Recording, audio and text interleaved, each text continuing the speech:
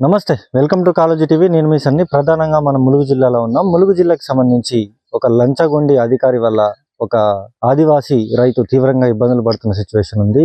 ఎవరు ఆ లంచగొండి అధికారి, అసలు ఏం జరిగింది?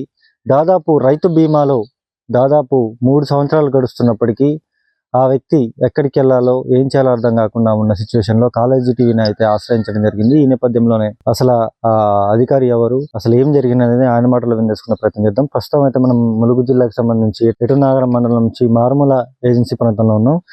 ఏజెన్సీ ప్రాంతానికి సంబంధించి రాంపూర్ అనే గ్రామంలో ఉన్నాం. ఆ రాంపూర్ అనే గ్రామంలో మనతో పాటు ఆ బాధితుడు ఉన్నాడు. అసలు ఆ విషయం ఏంటి అనేది ఆయన మాటలో విందేసుకునే ప్రయత్నం చేద్దాం. చెప్పండి, అసలు ప్రధానంగా ఏం జరిగింది? మీరు ఈ ఎల్ఐసి బాండ్ విషయానికి గురించి దాదాపు 3 సంవత్సరాలు 4 సంవత్సరాల నుంచి తిరుగుతున్నాం అని చెప్పేసి చెప్తున్న పరిస్థితి. అసలు ఏం జరిగింది? మా అమ్మగారు మా యొక్క ఊరు రాంపూర్ గ్రామం, మండలం ఏటునారం, జిల్లా ములుగుకు చెందిన వాళ్ళం. మా యొక్క అమ్మగారు సొనప సమ్మక్క. మా అమ్మగారు 2020 మరణించడం జరిగింది.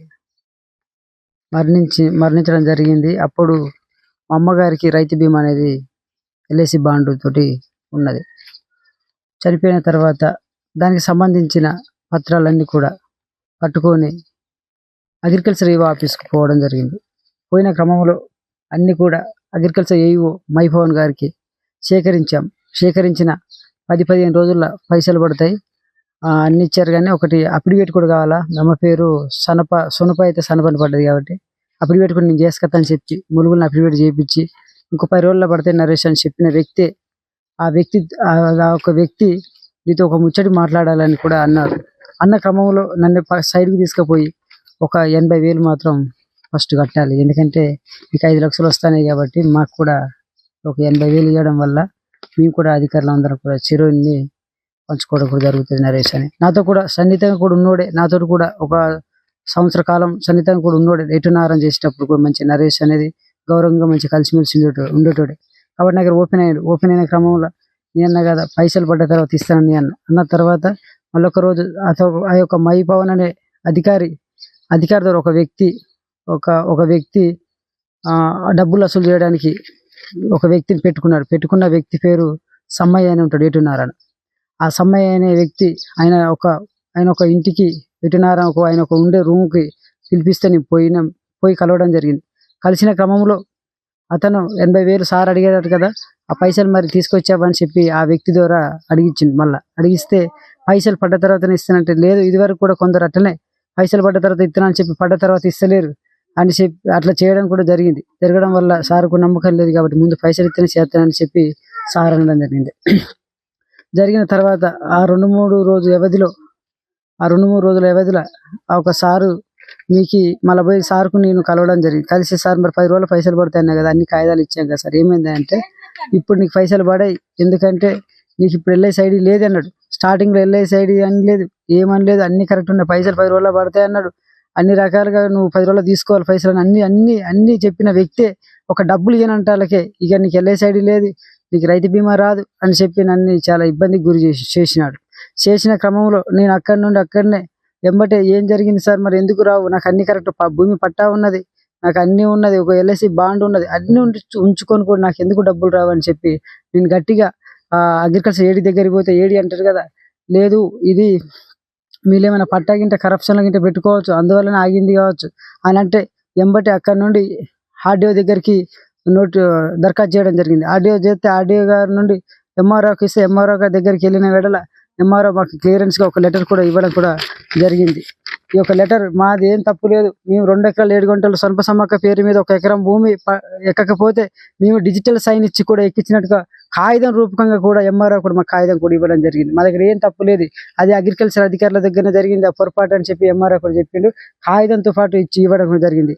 ఆ నుండి మళ్ళీ ఎంబటే మేము అగ్రికల్చర్ ఏడి దగ్గరికి కలిసిన తర్వాత ఏడి అంటారు కదా, లేదు మీకు పైసలు రావాలంటే మళ్ళీ ఇది చెప్పక మొదగాలమో పట్టా ప్రాబ్లం, పట్టా పెట్టుకోవడం వల్ల ఓళ్ళ పడ్డదని చెప్పి అప్పుడు మీ భూమి కనపడలేనందున నీకు డిజిటల్ సైన్ లేనందున నీకు రైతు బీమా ఐడి జనరేట్ కాలే అన్నాడు. ఈ యొక్క ప్రూఫ్ని తీసుకపోతాలిక మళ్ళీ ఒక జిల్లా ఏడి గారే స్వయంగా ఏమన్నారు, మళ్ళీ ఏమన్నాడు అంటే ఇది ఇక్కడ కాదు, అది ఎల్ఐసి కార్డు అక్కడనే పైనే ఒక పైనే ఎప్పటికప్పుడు జనరేట్ అయ్యే క్రమంలో మీరు ఆగిపోవడం కూడా జరిగిందని చెప్పి అప్పుడు అన్నారు. అంటే మీకు ఎల్ఐసి బాండ్ ఉందా అసలు? ఉందండి. మాకు ఎల్ఐసి బాండ్ కూడా ఉన్నది. ఎల్ఐసి బాండ్ ఉన్నది. 5 లక్షల రూపాయలు మాకు స్వయంగా రావాలని చెప్పి అందరు చూపించిన, అధికారులు చూపించిన, కలెక్టర్ కలిస్తే కలెక్టర్ అన్నారు కదా ఎల్ఐసి బాండ్ ఉన్నాక పైసలు ఎందుకు ఆగుతాయి అని చెప్పి కలెక్టర్ దానికి సంబంధించిన అధికారులందరికీ నోటీసులు చేసిన క్రమంలో ఎంబటే మీకు ఈ ఒక పైసలు ఇవ్వాలని చెప్పి ఇది ప్రభుత్వ దృష్టికి పోవాలి అని చెప్పి అప్పటికప్పుడు అక్కడ ఉన్న కలెక్టర్ గారు అప్పుడు మాకు భూపాలపల్లి పేరు పడ్డది కాబట్టి భూపాలపల్లి నుండి కలెక్టర్ గారు ఎంబటే ఒక రైతు బీమా పైసలు రావాలని చెప్పి నోటీస్ కూడా చేయడం జరిగింది. కలెక్టర్ గారు ఇచ్చిండు, ఏం తప్పులు లేవు, అన్ని కరెక్ట్గా ఉన్నాయి కాబట్టి రైతు బీమా తక్షణం ఆ ఒక కుటుంబానికి అందించాలని చెప్పి కలెక్టర్ నోటీస్ ఇచ్చినట్టు కూడా నోటీస్ ఉన్నది. అక్కడ నుండి ఈ నోటీసులన్నీ సేకరించుకొని అక్కడ నుండి నేను వెంటనే మళ్ళీ అగ్రికల్చర్ ఆఫీస్కి పోతే ఇదంతటికి నీది నరేష్ గారు మేము ఏదో తెలుసో తెలియక మరి ఎక్కడ తప్పో ఏందో అని చెప్పి అన్నాం కానీ నీ తప్పేం లేదు, ఇదంతా ప్రభుత్వంలో తప్పైంది కాబట్టి ప్రభుత్వంలో నీకేమన్నా ప్రభుత్వానికి సంబంధించిన అధికారుల ద్వారా పోతావా పోయి అట్లా చేసుకోగలిగా మా వల్ల కాదు మేము చేసేది కాదు అని అని ఏవో అన్నాడు ఏఈఓ గారు అన్నాడు. ఈ మైపోన్ అంటాడు మళ్ళీ పోయి కలుస్తున్నాడు కదా నీకు ఏడత్తది రైతు బీమా ఇక రాది పో అన్నాడు. అయితే ఎందుకంటే సార్ నీకు దండం పెడతా సార్ నాకు చేయండి సార్ నీ పేద కుటుంబం నేను ఎట్లా సార్ ఇట్లా ఎందుకు సార్ అట్లా సార్ అంటే నువ్వు ఒకరోజు నన్ను దొంగ చేసినట్టు మాట్లాడినావు కదా నువ్వు ఏడికైనా తిరిగిరా నువ్వు ఎక్కడైనా చేసుకొని నువ్వేం చేసుకున్నావు నీ వల్ల కాదు మొత్తం నేను చెప్తున్నా నరేష్ నీవు ఎక్కడ తిరిగి నీకు పని కాదు అని బెదిరించడం కూడా జరిగింది. సుమారు ఎన్ని సంవత్సరాలు అవుతుంది? 3 సంవత్సరాలు అవుతుంది. ఇది 2024 పడ్డది, 2020 చనిపోవడం కూడా జరిగింది. అక్కడి నుండి ఒక మైపవన్ గారు నన్ను బెదిరించాడు, నీకు ఎక్కడి పోయిన పని కాదు ఇక పో అని చెప్పి బెదిరించాడు. ఇక్కడ మా ఊరుకు సమీపంలో 5 కిలోమీటర్ల వ్యవధిలో మండపాక అనే ఊరుకాడికి ఒక దుకాణం దగ్గరకు వచ్చి ఫోన్ చేసి పిలిపించిండు, నా కాళ్ళు పట్టుకుంటే నీకు చేస్తా లేకపోతే చెయ్య దెంగే అన్నాడు. దెంగే అంటే అప్పటికప్పుడు నాకు 5 లక్షల కాళ్ళు పట్టుకుంటే ఎల్ఐసి చేస్తా అని చెప్పేసి అన్నాడు. అక్కడ ఎంబడన్నాడు నీ కాళ్ళు పట్టుకో అని తాగి ఆయన ఇష్టం ఉన్నట్టు వాగిన క్రమంలో కూడా నేను అన్న అక్కడ నాకు ఎల్ఐసి ప్రాబ్లం ఉన్నది కాబట్టి సార్ నీకు దండం పెడతా సార్, ఎందుకంటే బండ కింద చెయ్యినట్టు నా ప్రాబ్లం అక్కడనే ఉన్నది కాబట్టి సార్ దగ్గర నేను గౌరవంగా లేకపోతే లాగి ఒక 2 పీకేది ఉంటే పీకకుండా వదిలిపెట్టిన వాడు ఇష్టానుసారంగా మాట్లాడినా కూడా నేను కాముగా అప్పటి నుండి వెళ్ళిపోయిన తర్వాత మళ్ళీ ఏం చేసిన నా ఒక సెల్ ఫోన్ కూడా ఇంతమంది పేర్లు ఉన్నాయి మీ ఊరోలో ఇంతమంది ఎల్ఐసి ఐడి నెంబర్లు అని చెప్పి మా అమ్మ పేరుని ఏం చేసినంటే అంతకు ముందు చూపించినప్పుడు మా అమ్మది ఐడి గీడి అన్ని ఉన్నాయి సెల్లుల ఆయన ఒక లాగిన్లో చూసిన నాతో ఫ్రెండ్షిప్ ఉండేది, నా దగ్గరకు వచ్చేది మాట్లాడేది ఉండేది, మా ఊరు ప్రధానంగా వస్తే నా ఇంటికి వచ్చి కూకుంటాడు. అలాంటి వ్యక్తి అలాంటి సన్నిహితంగా ఉన్నట్టు నాకు లొల్లైన క్రమంలో అన్నాడు కదా ఇక నువ్వు రైతు బీమాకి ఎక్కడి పోయి ఏ దరఖాస్తులు పెట్టినా నీకు కాదు నరేష్ అన్న తర్వాత మళ్ళీ కలవడం లేదు, కలిస్తే నాతో మాట్లాడకు నాకు పేరు బదనాం చేసినావు కదా ఇక నీకు రైతు బీమా రాదు ఏది రాదు అని వెళ్ళిపోయిన తర్వాత అక్కడ నుండి అప్పటికప్పుడు ఎంబట ఫస్ట్ ఎక్కడనట ట్రాన్స్ఫర్ పెట్టుకుని వెళ్ళిపోవడం జరిగిన తర్వాత మళ్ళీ ఏడి గారి దగ్గర రోజు పోయి కలిస్తే అది ప్రభుత్వంలో తప్పు నరేష్ అంటే గత ప్రభుత్వం తప్పు వల్లే చేశారు. గత ప్రభుత్వంలో ఉన్న అధికారులు కానీ ప్రజాప్రతినిధులు అండదండలు చేసుకుని ఇట్లా పీటర్ అయిపోయిన పరిస్థితి. ప్రభుత్వం యొక్క నిర్లక్ష్యం వల్లనే దీని యొక్క రైతు బీమా మీద కేర్ తీసుకోకపోవడం వల్లనే ఇది ఒక రైతు బీమా ఆగడం అనేది కూడా జరిగిందని చెప్పి అన్నాడు కాబట్టి ఇప్పుడు మళ్ళీ కొత్త ప్రభుత్వంగా మన ఒక తెలంగాణ రాష్ట్రంలో కాంగ్రెస్ ప్రభుత్వం వచ్చింది కాబట్టి దీని సుదీర్ఘంగా అందరు అధికారులు కూడా ఆలోచించి నాకు న్యాయం చేయాలని చెప్పి కోరుతున్నారు. నాకు అమ్మా నాన్న ఇద్దరు చనిపోయారు, ఒక చిన్న పాక ఆదివాసి కుటుంబంలో మారుమూల ప్రాంతంలో ఏజెన్సీ ప్రాంతంలో రాంపూర్ అనే గ్రామంలో నేను కూలి పని చేస్తూ రోజువారికి 200 పని చేస్తూ నేను కట్టెల పొయ్యితోటి రోజువారిగా ఇన్ని బియ్యమో అయ్యో తెచ్చుకొని వండుకొని తినుకున్న ఒక జీవనం కొనసాగిస్తున్నా. నాకు కనీసం వచ్చేసి దిక్కుమొక్కు లేని పరిస్థితిలో నాకు రైతు బీమా వచ్చినా కానీ కొంచెం ఆసరగా ఉంటే నేను కూడా కొంత నేను అదో ఇదో పని చేసుకొని బతికేటోని అటువంటి ఆసరకు లేకుండా నా యొక్క జీవితం నా యొక్క బ్రతుకు తెరువు మొత్తం రోడ్డు మీద పడి కూడా ఉండడం జరిగింది. 3 సంవత్సరాలు నరకంలో బతుకుతున్నా, ప్రతిరోజు డిప్రెషన్ లో ఉంటున్నా, నాకు ఏం చేయాలో ఏం తోసలేదు. 2 అమ్మానాలు చనిపోయారు, ఒక్కనైపోయినా, నాకంటూ పెళ్లి లేదు, ఏమి లేదు, వివాహం లేదు, ఏం లేదు, ఇల్లు లేదు, జాగ లేదు, ఉన్న 2 గుంటల భూమిలో ఇంత గుడి చేసుకొని రోజువారీగా కూలి పని చేసుకొని జీవిస్తున్నాను. ఇది ఇక్కడ పరిస్థితి. అంటే ప్రధానంగా ఇక్కడ చూసుకుంటే మాత్రం గత ప్రభుత్వంలో ఉన్న ప్రజాప్రతినిధుల అండదండలు చూసుకొని కూడా కొంతమంది అధికారులు అయితే ఇట్లాంటి అరాచకాలకైతే పాల్పడిన సిచ్యువేషన్ కూడా ఉంది. అసలు ఏంటి ఈ వ్యక్తి కుటుంబ నేపథ్యం ఏంటి, అసలు ఈయన ఎటువంటి ఇంట్లో జీవనం కొనసాగిస్తున్నాడు అనేది మనం చూసే ప్రయత్నం చేద్దాం. భయ్ ఒకసారి చూపించే ప్రయత్నం చేద్దాం. చూడొచ్చు అంటే ప్రధానంగా మనం ఇంటి లోపలికి కూడా వచ్చిన పరిస్థితి ఉంది.